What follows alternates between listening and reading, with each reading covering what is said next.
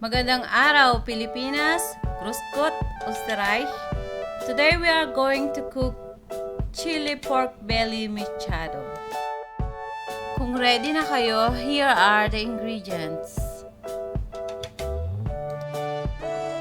Saute first the garlic, next onion, mix a little bit, caramelize this. Put the fresh tomato. You can also remove the seeds if you want.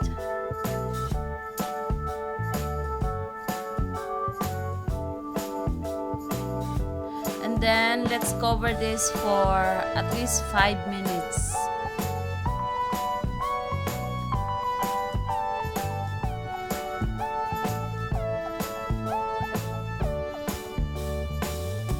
Okay, ayan, at this point, pwede na nating ilagay yung pork belly.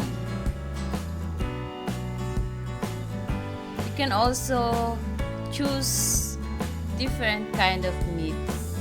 Can be beef, chicken. Add salt a little bit. Black pepper.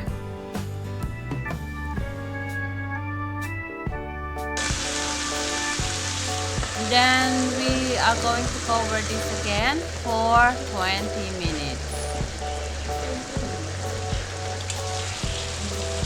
Ayan. Pinkish na siya. This time, haluin naman natin siya para maging fair yung pagkaluto niya.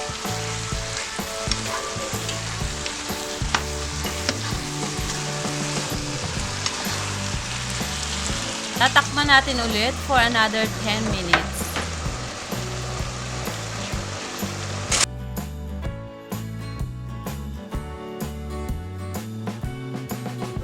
Now we can add the potato. Since it takes also 20 to 30 minutes before it cook, so siya muna ang ilalagay natin.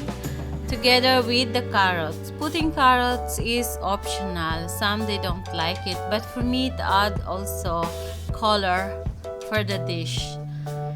At this time, ilagay na rin natin yung tomato sauce at mag-add din tayo ng tubig or water. Ang pag-add ng water is depends sa texture ng karne. Kung madaling maluto, pwedeng 300 milliliter. Kung matagal naman, you can add up to 1 liter of water. Then we are going to cover this again for another 20 minutes.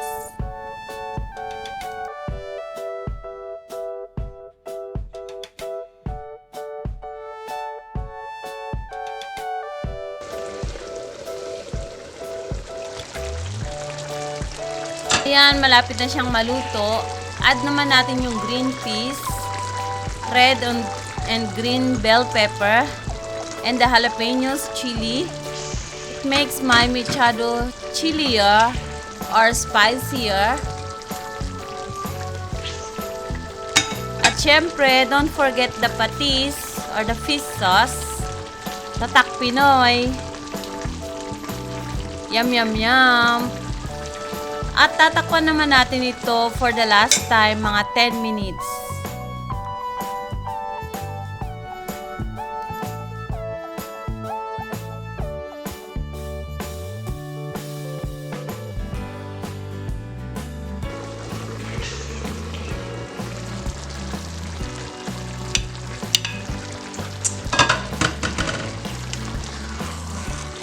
Ayan, haluin naman natin siya. As you can see, yung sauce niya is medyo malapot na. Haluin natin ng konti para hindi naman siya masunog. Okay, I think it's already cooked.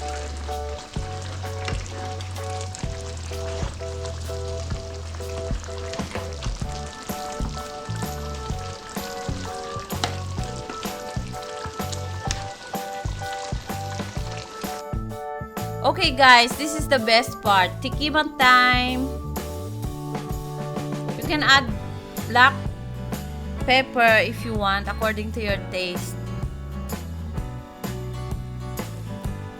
And then simmer it for a few minutes more, and then it's ready.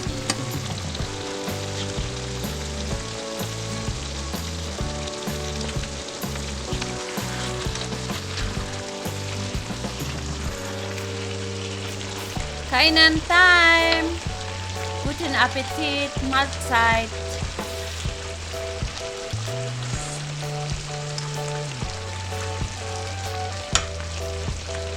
Thank you for watching!